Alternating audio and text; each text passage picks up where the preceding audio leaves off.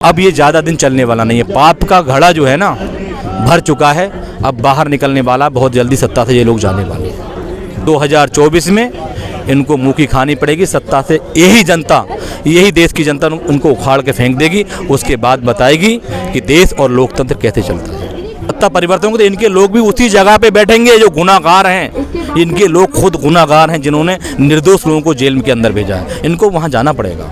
इनके बाबा भी यही कहते हैं, उसके बाद ही बलात्कार करते हैं। चिन्मयानंद भी तो यही कहते थे, वो तो आश्रम चलाते थे, वो भी बलात्कार करते हैं। सेंगर भी बलात्कार करता है जो आज जेल में है। ये लोगों की सोच यही है। बेटी बचाओ और बेटी पढ़ाओ, इनकी कथनी और करनी में बहुत बड़ा अंतर है।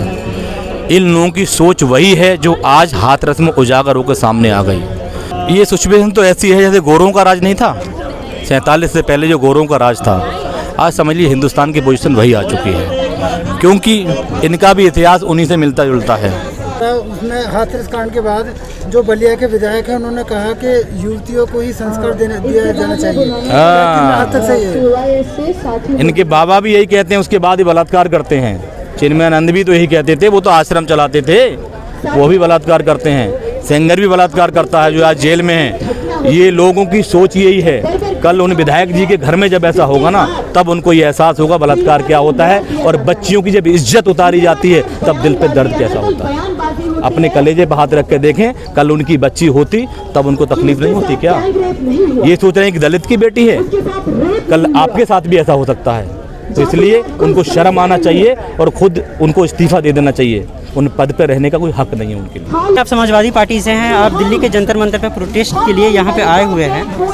मेरा एक सवाल है कि समाज जहाँ पे यूपी के हाथरस में जहाँ पे बर्बरता बढ़ती जा रही थी सरकार की तरफ से और उसके अधिकारियों की तरफ से, तो उस समय बाकी दल भी वहाँ पे मौजूद थे, संघर्ष कर रहे थे, मीडिया मौजूद थी, संघर्ष कर रही थी, लेकिन उस टाइम एसपी और बीएसपी कहाँ थी? एसपी पहले ही दिन से, एसपी के कार्यकर्ता रात को ही वहां पहुंच गए थे और उसका पूरा प्रमाण, पूरा रिकॉर्ड है। एसपी के कार्यकर्ताओं ने हर जिले में प्रदर्शन किया, लखनऊ के विधानसभा प्रदर्शन किया। लेकिन समाजवादी पार्टी हमेशा फ्रंट पे नहीं रही है इस केस में, अब जाके आ रही है। हमेशा फ्रंट, पहले दिन से फ्रंट पे है, पहले दिन से फ्रंट पे है। पहले दिन से आदरणीय अध्यक्ष जी माननीय अखिलेश यादव जी ने ये निर्देश दे दिया कार्यकर्ता सब रोडों पर उतर जाओ, और जब तक रोडों पर रहो जब तक उस बच्ची के लिए न्याय नहीं मिल जाए। एक एक कार्यकर्ता इसके खिलाफ है और रोडों पे है। कल 11 लोगों का पैनल हमारा गया। इससे पहले मेरठ से जो छात्र संघ के पूर्व अध्यक्ष अतुल प्रधान पहले दिन रात को 2 बजे उस गांव के अंदर पहुंच चुके थे। मैं खुद उस गांव के आसपास था, लेकिन मुझे जाने नहीं दिया। हम पहले दिन से ही उनके साथ हैं और हमेशा साथ खड़े रहेंगे जब तक उनको न्याय नहीं मिलेगा। डीएम और एसडीएम अभी भी अपने पद पे बने हुए हैं। उनके ऊपर का अधिकारी कौन है जिनके इशारों पे ये काम कर रहे थे?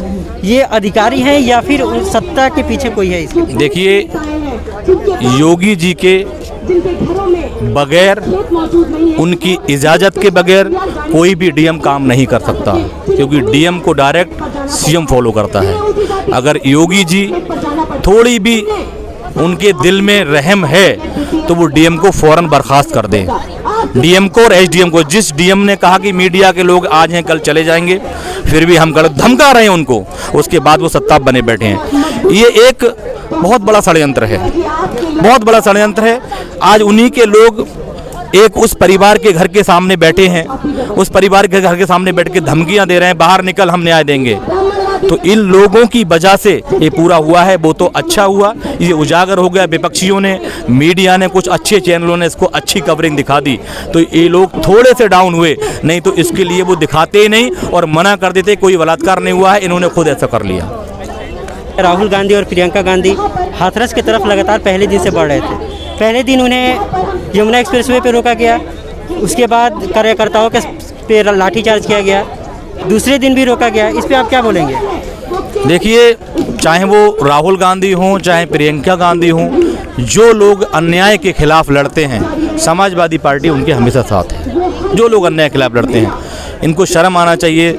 जिनके दादी, जिनके फादर इस देश के प्रधानमंत्री रहे हों, उस घराने ने देश के लिए कुर्बानी दी हो, उन पे ये लोग इस तरह से अत्याचार करते हैं, इस तरह से गिरेबान पर हाथ डालते हैं, धक्का देते हैं। ये तो बेशरम सरकार है, इसको शर्म आना चाहिए। तो लोकतंत्र का कत्लेआम कर रही है। लोकतंत्र में विपक्षियों के लिए आवाज़ उठाने का पूरा अधिकार होता है, पूरा हक होता है। अगर विपक्षी आवाज़ नहीं उठाएंगे तो इनकी नाकामियाँ कौन दिखाएगा? ये उन लोगों के लिए जेलों में डाल रहे हैं, क्योंकि ये सोच रहे हैं कि हम सत्ता पर हमेशा के लिए काबिज हो गए हैं, लेकिन ऐसा होने वाला नहीं है। ये ना सोचें कि निर्दोष लोगों को जेल में भेज रहे हैं, कल इनके लोग भी उसी जेल में जा सकते हैं जब सत्ता परिवर्तन होगा। सत्ता परिवर्तन होगा तो इनके लोग भी उसी जगह पे बैठेंगे जो गुनाहगार हैं। इनके लोग खुद गुनाहगार हैं जिन्होंने निर्दोष लोगों को जेल के अंदर भेजा है, इनको वहाँ जाना पड़ेगा। में जब प्रोटेस्ट हो रहा था उसके लिए अखिलेश यादव जी जा रहे थे, लेकिन उन्हें एयरपोर्ट पर रोक लिया गया।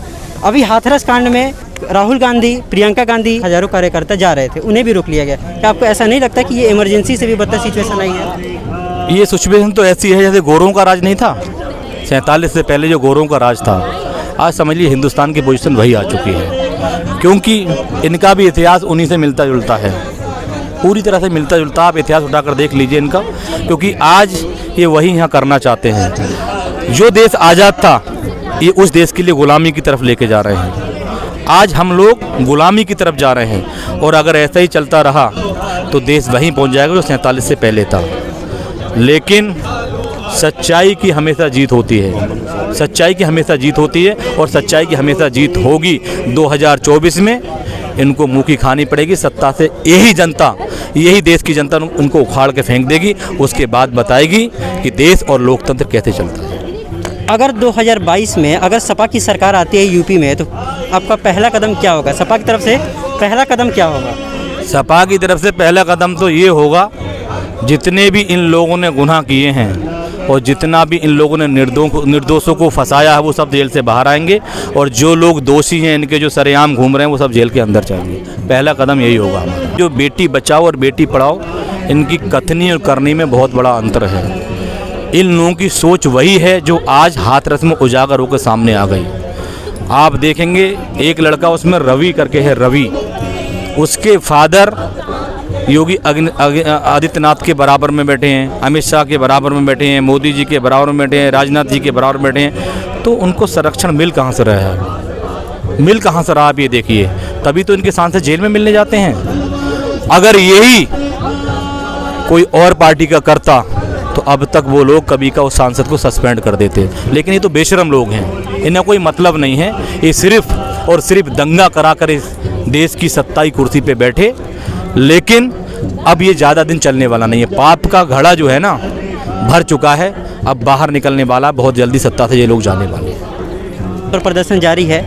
यहाँ पे हमने कुछ लोगों से भी बात की, उनका जो कहना है वो आपके सामने है। आप देख रहे थे BNE 24 नेशनल। मैं तारिक अमान, कैमरे के पीछे साहिब चौहान के